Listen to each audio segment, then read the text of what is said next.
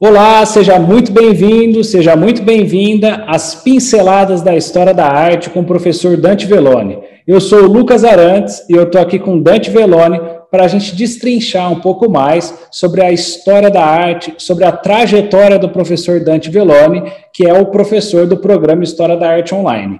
Se você ainda não segue o programa História da Arte Online, em algum lugar desse vídeo, se tiver algum lugar para colocar um texto, a gente vai deixar um link, que é o @programa História da Arte Online, para você seguir a gente no Instagram. E se você gosta de História da Arte, ou se você conhece alguém que gosta de História da Arte e não pode perder um conteúdo novo, uma novidade sobre o assunto, e um conteúdo que vai ter sempre, toda semana a gente vai atualizando aqui com novas pinceladas da história da arte, a gente convida você para que você transborde esse link para outras pessoas. Por que você vai deixar alguém que você gosta fora dessa jornada sobre a história da arte, um dos maiores professores de história da arte do Brasil? Eu estou aqui com Dante Velloni, que no primeiro episódio da Pincelada da História da Arte, ele falou sobre como ele descobriu a história da arte, por onde ele começou nessa jornada. Você provavelmente deve ter algo pessoal, uma primeira experiência, seja empírica, seja estética, seja visual, seja sensorial. O Dante contou como que foi a primeira sensação dele, o primeiro contato marcante com a história da arte no primeiro episódio das Pinceladas da História da Arte. Se você ainda não assistiu esse episódio, pode assistir esse episódio sem nenhum problema, mas também você pode voltar ao episódio 1 e depois assistir o episódio 2. Nesse momento, o Dante terminou, na verdade, a primeira parte das Pinceladas, falando sobre o momento que ele estava na Universidade Belas Artes, uma das faculdades mais importantes do país, onde ele ingressou quando ele era um jovem, né, mais ou menos com 20 anos, né, Dante? 20 e poucos anos? 23, eu era professor da Faculdade de Belas Artes de São Paulo. E antes você ingressou como aluno da faculdade com 19 anos, então? Eu fiz a faculdade e aos 23 eu já era professor dela, o que me orgulha muito. Caramba, Dante, é mais ou menos a idade que eu tenho hoje, então. Exatamente. Isso mesmo. Exatamente com a sua idade eu comecei a dar aula lá. Brincadeira. Muito bem. Você que está assistindo a gente ter um professor universitário na Faculdade de Belas Artes com 23 anos de idade. Hoje em dia tem gente com 23 anos que não sabe nem o que vai fazer, né, nem que vai almoçar amanhã. Imagina uma pessoa com uma responsabilidade dessa e que não parou de dar aula. Claro, não faz tanto tempo, né, Dante? Mas você não parou de dar aula desde então. 40 e alguns anos, já fazemos 40 e alguns anos que isso aconteceu e que eu comecei, que deu esse start na minha vida. Primeiro, falar para esses meninos, essas meninas que estão nos acompanhando, que é sempre muito bom e sempre são muito bem-vindos aqui nas nossas pinceladas da história da arte. Dante, no primeiro episódio que nós fizemos das pinceladas, você estava contando sobre quando você começou a ter os primeiros professores que fizeram você se apaixonar pelo ensino e também onde você modelou para você também poder fazer com que outras pessoas se apaixonassem pela história da arte. Eu não sei se o pessoal sabe, mas eu já fui aluno do professor Dante, não é à toa que eu sou um admirador do trabalho dele, da jornada dele, do ensino dele, e o quanto ele me ajudou a compreender a história da arte de maneira cronológica, porque eu ia no museu, ia numa bienal, ia numa exposição de arte, fazia uma viagem, e eu sempre via de uma forma picada. E eu falava assim, gente, mas isso aqui é antes ou depois desse período? É antes ou depois daquele período? Né? Eu sempre ficava com dúvida, e depois que eu consegui concatenar, de entender a história da arte de uma maneira cronológica, ver filme ficou muito mais prazeroso, viajar, ir numa exposição. O conhecimento é muito bom, né, Dante? Nós somos suspeitos, né, Lucas? Eu só quero fazer um parênteses aqui. Não é troca de confete, absolutamente, nós não precisamos fazer isso. Mas o Lucas, se não tivesse sido dos melhores alunos, nós talvez não estivéssemos fazendo esse trabalho conjunto. E nós não tivéssemos essa parceria tão gratificante para mim, trabalhar com um jovem como o Lucas, inteligente, sagaz, sacador, rápido e que me traz uma jovialidade, uma energia muito grande e que me entusiasma a continuar fazendo esse trabalho junto com vocês. Então, eu, inclusive, aproveito para agradecer o Lucas pela energia que ele me traz e que me fortalece muito para estar aqui com vocês. Isso é verdade, a gente sabe que pelos frutos conhecereis as árvores, né? Então, você vê que quem se aproxima do professor Dante acaba adquirindo um conhecimento enriquecedor, né? E eu acredito que você que está nos acompanhando já é uma pessoa diferente só de ter contato. E se você já é aluno do professor Dante Velloni ou já foi aluno dele, com certeza sabe do que eu estou falando. Dante, e na conversa que nós finalizamos a pincelada 1, você estava contando sobre a iconografia, sobre os seus professores, e poderia dar a gente podia continuar desse ponto. O que você acha? Acho ótimo, e vai ser um prazer falar sobre isso, até porque é uma memória muito afetiva que eu tenho desse período, dessa época, e relatar aqui para você é tão importante, é tão forte.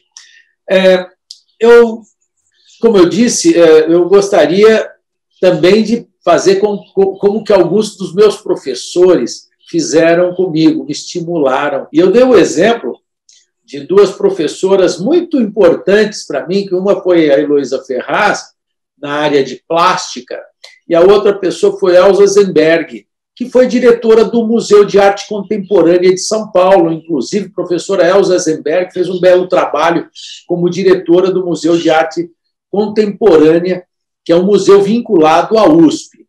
Mas a Elza, enquanto eu era aluno, ela percebia meu interesse, percebia minha dedicação. Olha, as coisas não chegam de graça, né? Eu não tenho nenhuma capacidade, Lucas, excepcional. Eu me dediquei, eu tenho paixão. E eu segui a minha paixão. E ela percebendo que, quando chegava na aula, eu fui um aluno, Lucas, que chegava na aula com a matéria lida e já estudada. Claro, a matéria que eu lia no Hauser, especialmente, que era o livro que eu seguia, que é dos melhores autores em tradução em português.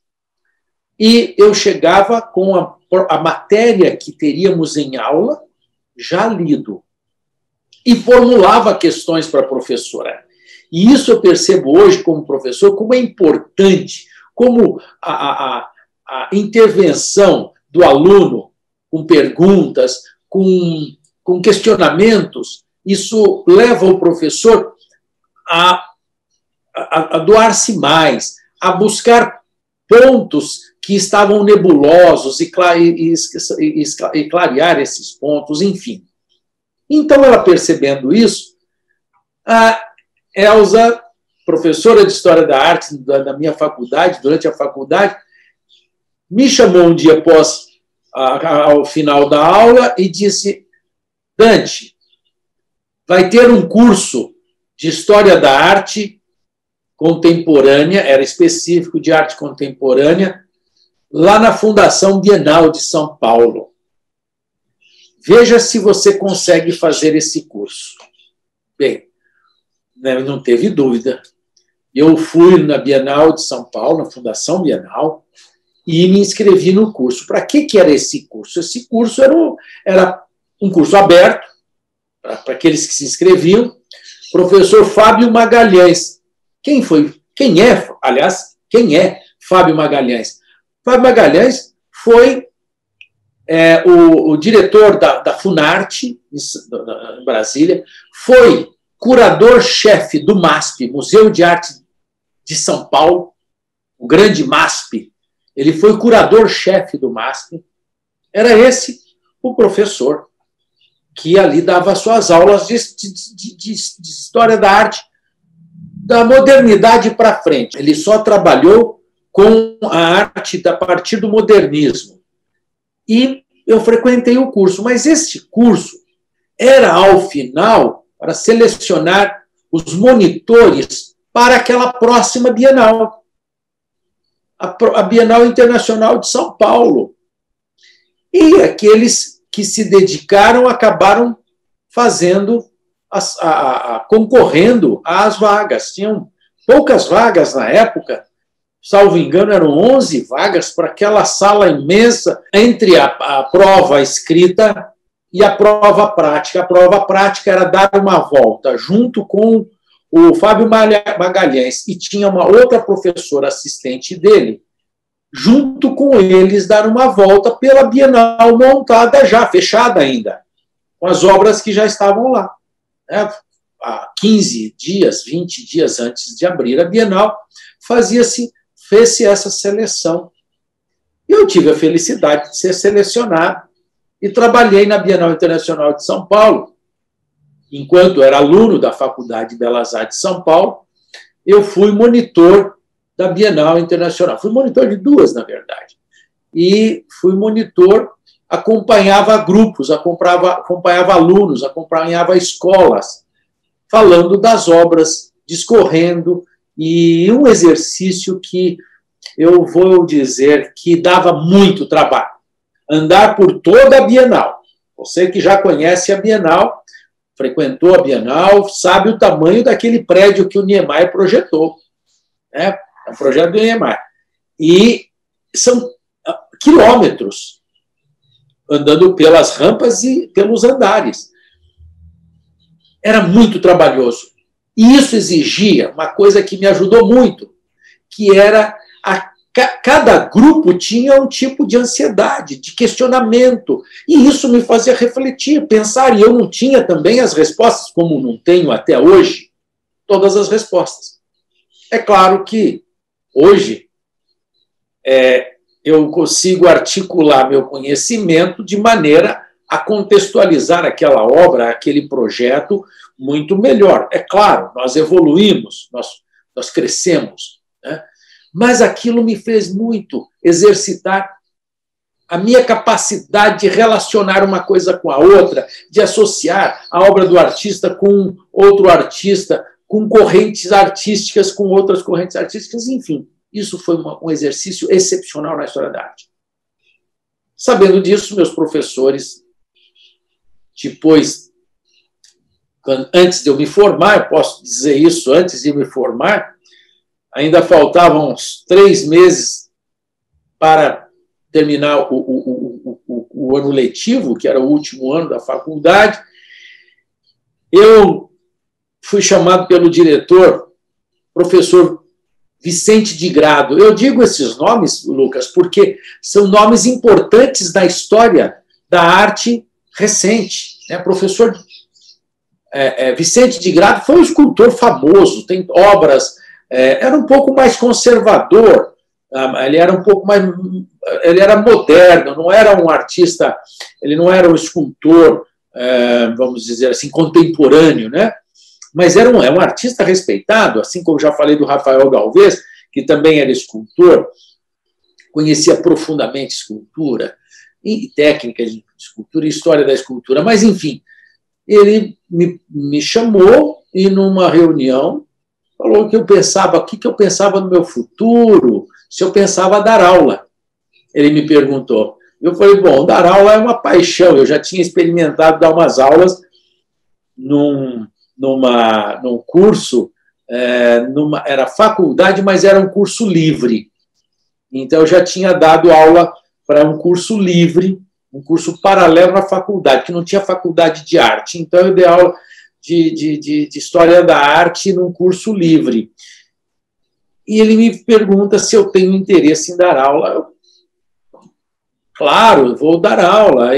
E se eu gostaria, e se eu havia pensado já em dar aula na própria Faculdade de Belas Artes, onde eu estava acabando de concluir meu curso. Bom, não cabia em mim, como poderia dizer, sabe? Então, fiquei dando aula lá. Tive o prazer e a honra, mais do que prazer, honra, de dividir a sala com a professora Heloísa Ferraz, que era titular, ela era professora titular, eu era professor assistente, claro, eu estava entrando, hoje eu sou o professor titular, e dividir a sala com ela. Eu 6 meses antes, anteriormente, há 6 meses, eu era aluno dela dentro da sala dela, de repente eu estou na sala dos professores discutindo o plano de ensino com ela. Ela é uma pessoa muito aberta, democrática, inteligente, enfim, mas tanta qualidade. E também com a professora Elza Zemberg, para eu dar aula de História da Arte. E eu tinha a professora Elza como modelo, porque ela dava aquela aula que eu gostaria um dia conseguir dar. E eu tenho me empenhado muito, que é sempre relacionar as questões da sociedade, as questões sociais, econômicas, religiosas, que são o mote, são aquilo, são o motor que levam à produção da arte, não só na arte, nós poderíamos falar na filosofia, nós poderíamos falar em vários outros aspectos do conhecimento humano, mas nós estamos falando da arte, então falaremos somente dela. E entender que a arte é decorrência desse conjunto de transformações da sociedade, tá? E fazer relações com, por exemplo, se estamos falando de Renascimento, não vamos só ficar mostrando a obra de... Vamos mostrar, e mostramos, sem dúvida, mas só ficar mostrando o slide, a escultura do Michelangelo, a pintura do Leonardo, a pintura de Rafael, a escultura de Donatello e tantos outros, somente como iconografia, que eu já havia feito esse comentário, quer dizer, somente imagem pela imagem. Iconografia vem de ícone, né? Ícone, imagem. Grafia, a imagem visual, né? Daquele objeto, enfim. Não. Nós temos que fazer relações. Estamos falando lá de Michelangelo, vamos falar que ele viveu, ele foi formado no bojo da família Medici. Ele chegou, ele morou dentro do Palácio dos Medici. Isso quer dizer, ele conheceu os meandros da política, os meandros da religião, pois 3 dos Medici foram papas, certo? 3 da família Medici foram papa. Eles eram banqueiros, então ele conheceu os meandros da economia e era um meio intelectual que se lia muito. Ele conheceu a filosofia. Ele conheceu a filosofia dos grandes pensadores gregos ali dentro daquele bojo desse universo. Leonardo, por exemplo, trabalhou junto com Maquiavel. Esse Maquiavel que você talvez tenha lido o livro O Príncipe de Maquiavel, tão conhecido. Leonardo trabalhava, então, se você entende o que Maquiavel escreveu naquele livro, você pode entender por que Leonardo foi obrigado a fazer armas, não só desenho e pintura, mas fazer armas para o seu senhor. E era senhor, que eram o Duque de Milão, por exemplo, os Sforza, e o Duque de Milão, que queria evitar que os franceses invadissem Milão naquela época. Mas isso é para a aula de História da Arte, eu estou falando da minha formação. A não ser que você só fique na iconografia, só fique na imagem pela imagem, é impossível você não fazer essas associações, né? E você estava contando sobre a sua jornada, a sua residência, vamos colocar assim, na Bienal de São Paulo, para depois você ingressar na Faculdade de Belas Artes como professor, e você está falando da arte como uma contextualização histórica também. Eu não sei se você se lembra como eram as artes naquela Bienal que você foi monitor, e o que você pode dizer sobre essas obras e como que era São Paulo naquele tempo, como estava a efervescência da história da arte naquele tempo. Nesses anos finais 70, ao início de 80, São Paulo estava se modernizando. Claro que São Paulo teve a Semana de Arte de 22, mas depois que acontece isso, depois da Semana de Arte 22, a cidade passa por uma espécie de neutralidade, de sonolência, vamos dizer assim, e a ocupação dos espaços por movimentos um pouco mais conservadores, porque a arte modernista ela não foi assimilada pela grande massa, nem pelos artistas em geral. Hoje nós falamos de Semana de 22 e tudo que nós falamos de arte no Brasil, a gente menciona esse marco, é um marco, mas na época, logo em seguida, ela foi praticamente esquecida. E movimentos mais conservadores, especialmente em São Paulo, ocuparam espaço. Artistas como Volpe, como Rebolo, né, que são pintores conhecidos, respeitados, mas eram mas, vamos dizer, não eram acadêmicos como os acadêmicos do Parnasiano, né? Mas eles faziam um trabalho ainda muito conservador, um trabalho, vamos dizer assim, pré-modernista. E nos anos 70 e 90, realmente há uma efervescência cultural e de experimentação e de novidade, e que as pessoas estavam buscando mostrar seu trabalho para o público, diferentemente um pouco dos tempos que a gente vive, onde a arte acabou se transformando numa ação pragmática, isto é, somente numa preocupação com o ganho, com a renda, né, com o que essa obra de arte poderia render para o artista em termos em termos financeiros e em termos também de reconhecimento, de fama, digamos assim. Porque tem muitos artistas preocupados com esses aspectos só. Nesses anos, os artistas realmente estavam muito preocupados em colocar a sua arte para ser vista e para ser debatida. Os artistas não tinham medo de debater sua arte. Vi agora recentemente a discussão em torno da obra da Beatriz Milhares. É uma das artistas que batem recorde de venda. Isso é, o custo da obra de uma obra de Beatriz Milhares é muito alto. E lia alguns críticos se manifestando que a obra dela carece de uma consistência. Isso observando alguns críticos, né? Só para fortalecer. E a Beatriz Milhares ela é fruto desses momentos aqui dos anos 2000. Diferente dos anos 80, 1980, que o artista estava experimentando, artistas como Cildo Meirelles, né? Hélio Oiticica, Lígia Clark, Paulo Bruschi, meu querido amigo pessoal, e tantos outros artistas experimentando, e não estavam preocupados necessariamente com a venda da obra. Tanto que a obra, nesse período, muitas seguem um trilho mais conceitual, isso é,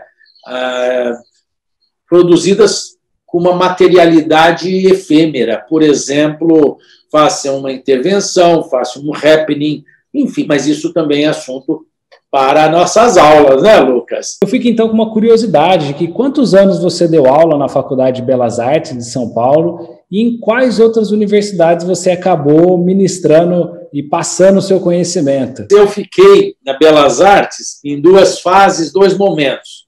O primeiro momento, eu fiquei uns 4 ou 5 anos, por questões pessoais, eu precisei mudar de São Paulo, questões de família, de relações pessoais, eu mudei de São Paulo, e a viagem toda semana aí de volta era um pouco cansativa e perigosa. Eu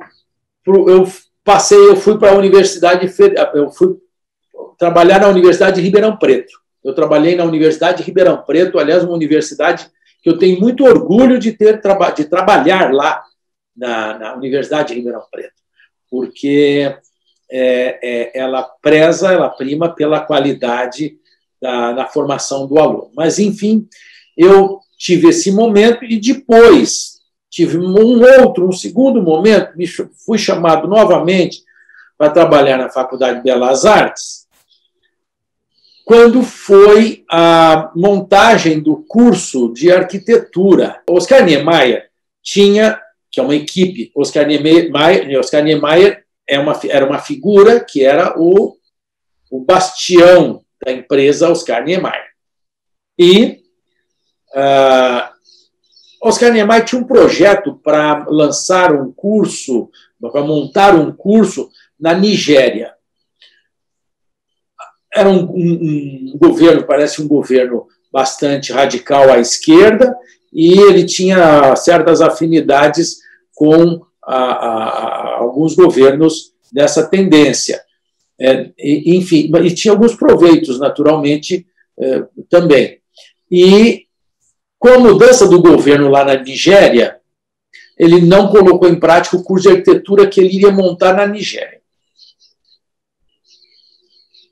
E uma outra instituição de ensino convidou-o para montar um curso de arquitetura. E meu nome foi lembrado para trabalhar com a equipe.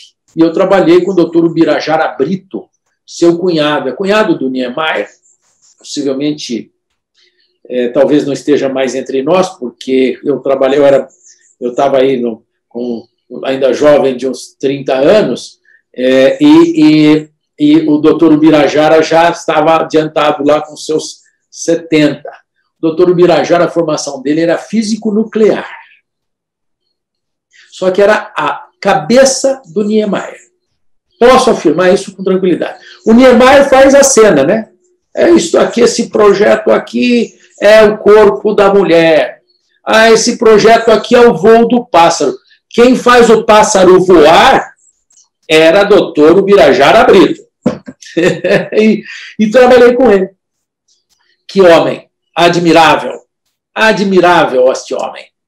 Ele era casado com a irmã do Oscar Niemeyer.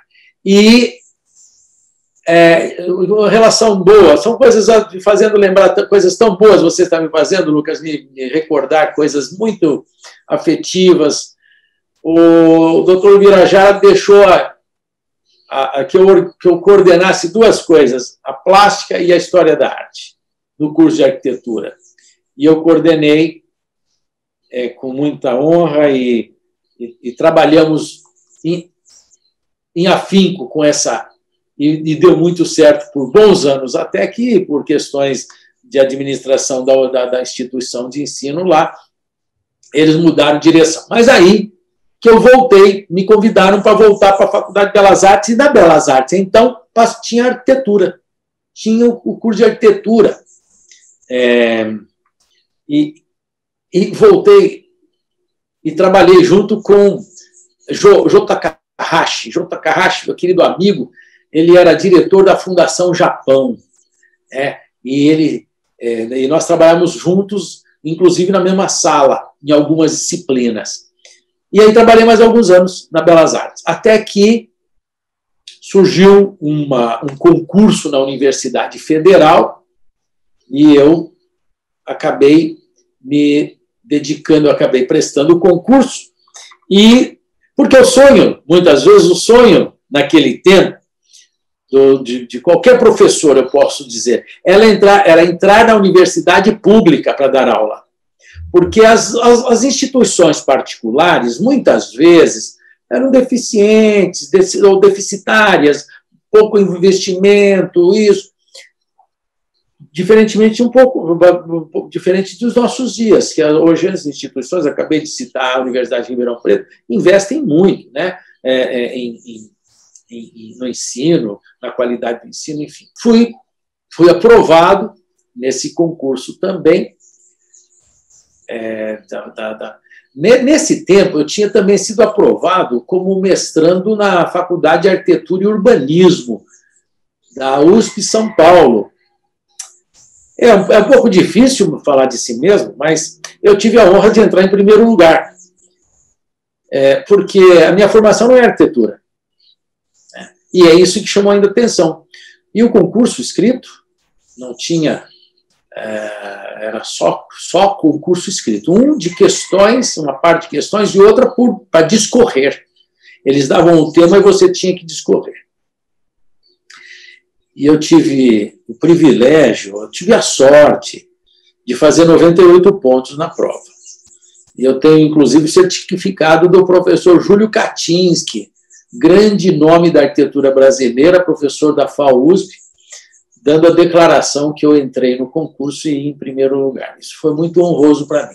Você ter trabalhado com executor e parceiro do Niemeyer fez você ter um conhecimento como poucos arquitetos talvez deveriam ter, né? Então, conhecendo um pouco mais dessa história, eu consigo hoje compreender você ter entrado numa faculdade, no mestrado de arquitetura e urbanismo, né? Você ter buscado isso com essa relação com as obras do Oscar Niemeyer, né? Sem dúvida que foi um aprendizado. Estou falando de formação, e esse contato com o doutor Ubirajá faz parte da minha formação. Isso é, eu aprendi com ele, porque ele era o supervisor, ele que tinha os olhares, e a elaboração que eu desenvolvia sob os olhares dele, e ele fazia as correções que eram bem-vindas, sempre eram pontuais e excepcionais. E, portanto, em seguida, ele me estimulou, inclusive falou, olha, você está dando aula na faculdade, está fazendo aqui na Faculdade de Arquitetura, por que você não faz um mestrado em arquitetura? Foi daí que eu procurei o concurso para ingressar na FAUSP São Paulo. Eu fiz lá na FAUSP São Paulo meu mestrado. Aliás, onde também depois fiz com a professora Hélide de Monzegro em estruturas ambientais urbanas e com ênfase em programação visual, quer dizer, naquilo que diz respeito à imagem. Programação visual lá não é programação visual necessariamente de produzir embalagens, propaganda, não é nada disso. É compreender a cidade e a arquitetura no que diz respeito à imagem, né?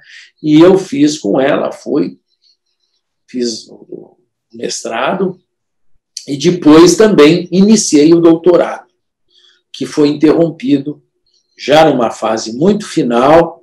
Eu desenvolvi um trabalho com a professora Hélide de Monzegro, nós desenvolvíamos juntos, iríamos publicar um trabalho juntos, que seria o meu doutorado, e, lamentavelmente, ela teve a morte. Eu sempre me relacionei com pessoas um pouco bem mais velhas que eu, né? A professora Hélide de Monzegro tinha 83 anos, mas muito vigorosa. Todas as minhas aulas do doutorado, ela me dava carona. Olha só, eu acho que cabe, talvez caiba aqui. Hoje eu estou retomando as coisas muito afetivas, lembrando de pessoas que foram tão importantes na minha vida. Professora Hélide, nós saímos, acabava a aula dela lá no campus da USP, porque ela estava dando umas aulas na ECA, na Escola de Comunicações e Artes. Mas valendo, eu fiz lá com ela, valendo para o doutorado da FAUSP. E quando acabava a aula, naturalmente eu ficava até o fim, sempre fui aquele aluno que frequenta, e sempre conversando, e tinha já uma boa amizade com ela, já tinha feito o mestrado com ela, minha orientadora. E aí ela me dava carona de lá até na Avenida Paulista, às 7 horas da noite, 6h30, 7 da noite, imagina São Paulo nessa hora, e ela,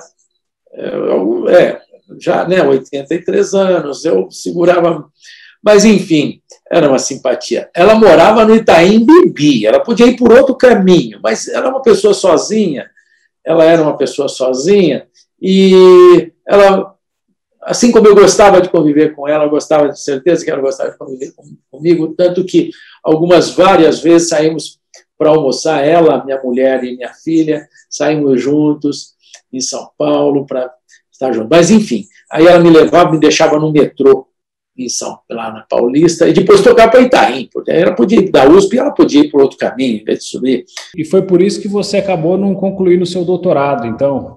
O lamentável falecimento. E ela, como eu disse, ela é uma pessoa só em todos os aspectos. Ela vivia com os pais, que já tinham falecido há muito tempo, ela era italiana. E tanto que o espólio dela ela não tinha herdeiro, não tinha ninguém no Brasil.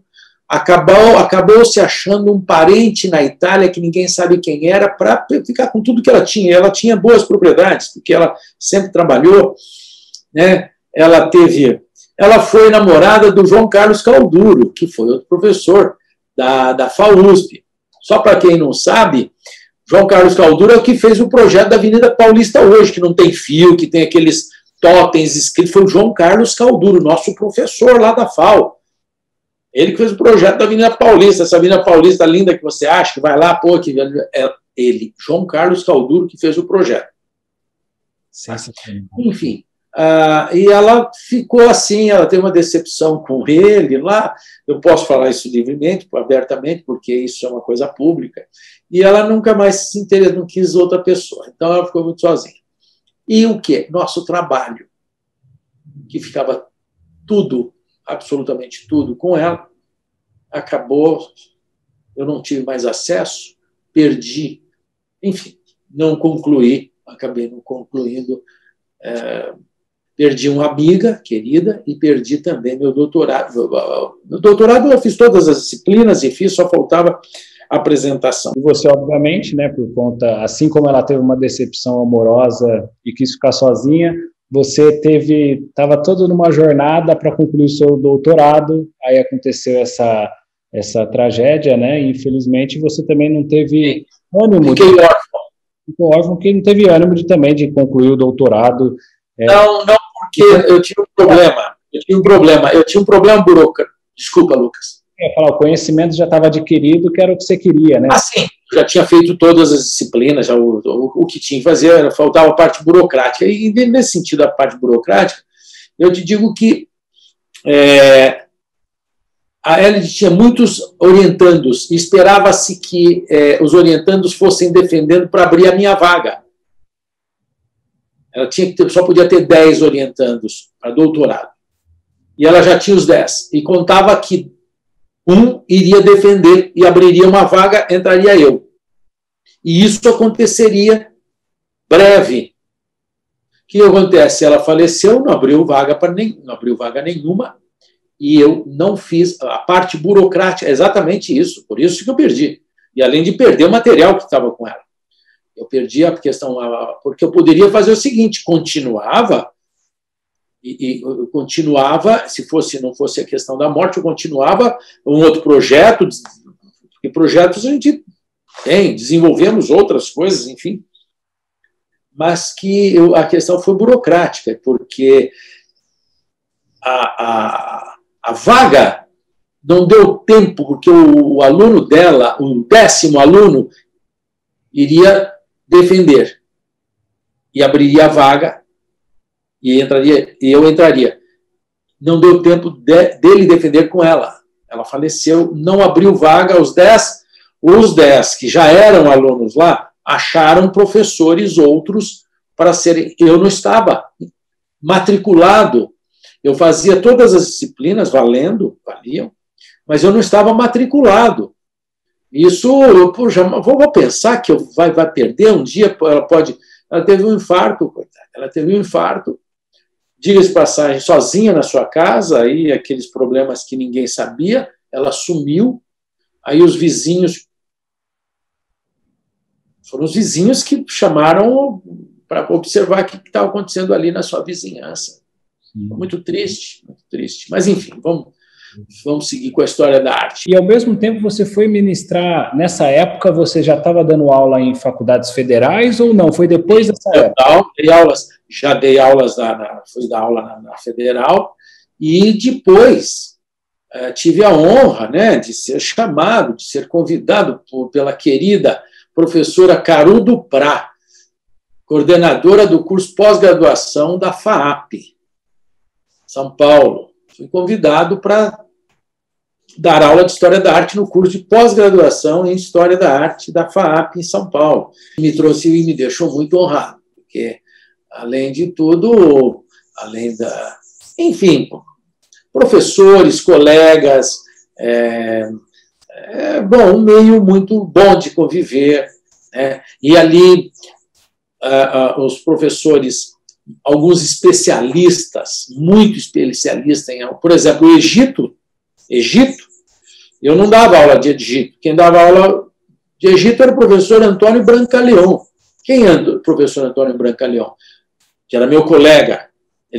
Quem falava de Egito era só ele. Ele é o único latino-americano a entrar numa parte lá no Museu do Cairo que é fechada, que ninguém entra, outros pesquisadores não entram. Ele entra. Só para você ter noção quem é Antônio Brancaleon, o que ele conhece de Egito antigo, ele está traduzindo o Livro dos Mortos, se é que já não lançou, eu não fiquei sabendo aí, mas o Livro dos Mortos, que é o livro dos egípcios, é aquele livro que o sujeito era mumificado, esse livro era colocado contando a história do morto aqui, né? Tinha uns fakes, isso é ele que conta e é verdade. Depois, mas isso nas minhas aulas eu conto, né? Aqui não cabe ficar falando disso.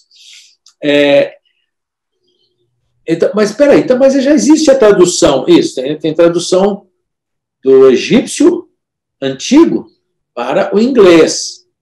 Aí alguém pergunta, ele vai traduzir do inglês para o português? Não, ele vai traduzir do egípcio antigo para o português. Sensacional. Esse é o grau. Então, eu convivia com pessoas assim, eram meus colegas, professor,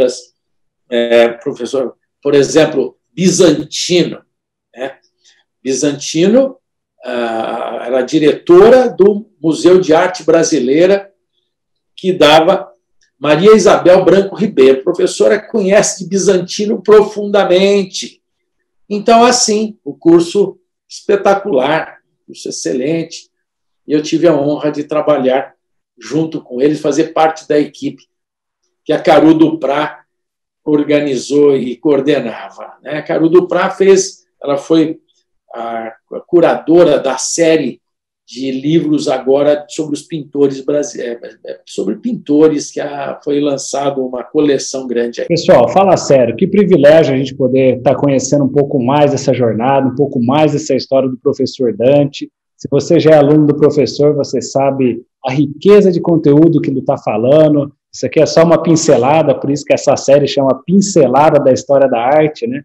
Só para a gente dar uma pincelada. A gente está falando um pouco sobre a trajetória do professor Dante, como ele começou na história da arte, como ele descobriu, como foi a formação dele, as pessoas que ele conheceu no meio desse caminho, que ele modelou, que ele aprendeu, e que ele também hoje ensina, né, milhares de pessoas pela internet. Antes ele ensinava em pequenos grupos, né, no ateliê dele, ou em pequenos grupos em alguns lugares, e também nas universidades, sejam públicas, sejam particulares. Também ele já ensinou para muitos alunos, inclusive a gente tem, o Dante sabe disso, alguns alunos que já foram alunos presenciais do professor e que hoje são alunos online, e eles falam, como é bom ter o conteúdo do professor agora para eu assistir quando eu quero, né? Isso aí é muito, muito bom ter esse... isso que diz.